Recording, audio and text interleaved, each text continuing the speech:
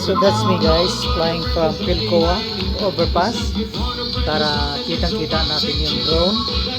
That's the first bus stop coming from the Quezon City Circle.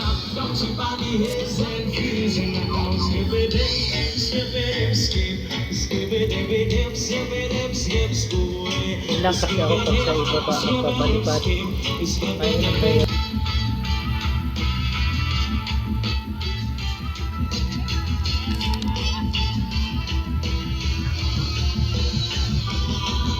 Hello guys, ito ang train construction, train line construction from Quezon City to Bulacan.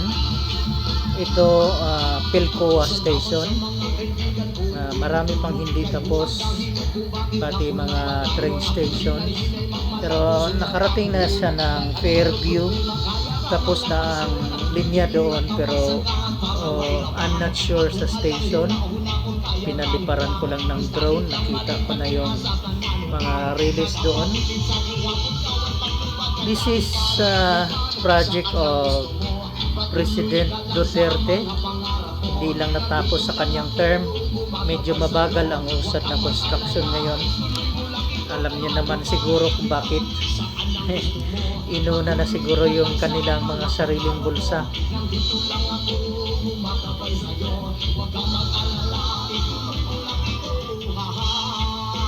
Pag natapos ito guys, it will help the traffic a lot. Luluwang ang traffic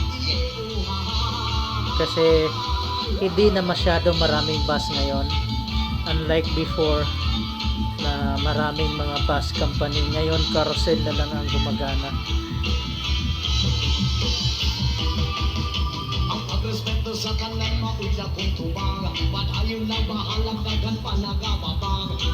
Pinaliparan ko lang hanggang saan abutin ng drone na hindi mawala ang signal sa remote control. Sa Pilcoa ako nagpalipad, and I think this is Commonwealth already.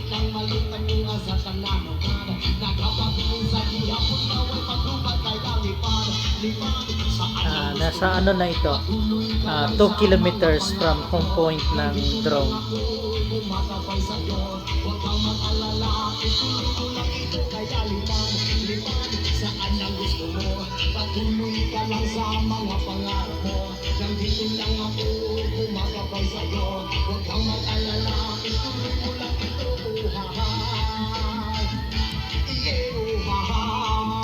At least itong Iglesia ni Cristo, ang gaganda ng mga simbahan.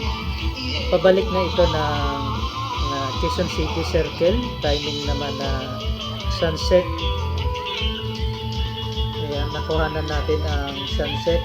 Yan nga lang, medyo mausok ng konti ang Metro Manila, kaya hindi ganun kalinaw ang ating kuha.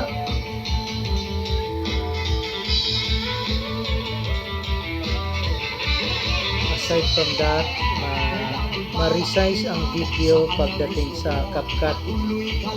Hindi kasi ako nag-subscribe sa CapCut, so maximum of 720 lang ang resolution nito pagkatapos mag-edit.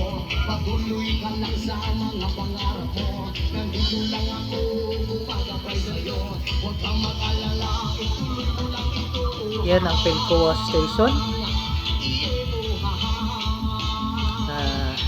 Diyan lang tayo sa overpass nagpapalipad para walang disturbo, kita natin ng drone.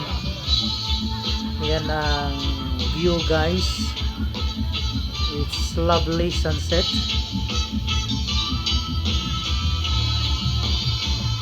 Shout out to Pilkins Lagari, shout out din kay Bohol Living Page, kay Renato vlogger dito sa Panglao from Daguhoy. That's Quezon City Circle. I thought may boardwalk dyan, wala naman. Hirap pati pumasok dyan, isa lang ata ang way. So tingin-tingin lang ako sa itaas.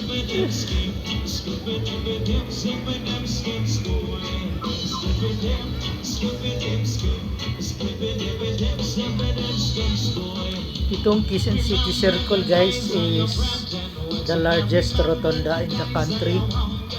8 lanes yan. Yan yung papuntang UP Diliman. If I got it right. I'm not sure. It's been a while na nakadaan ako doon.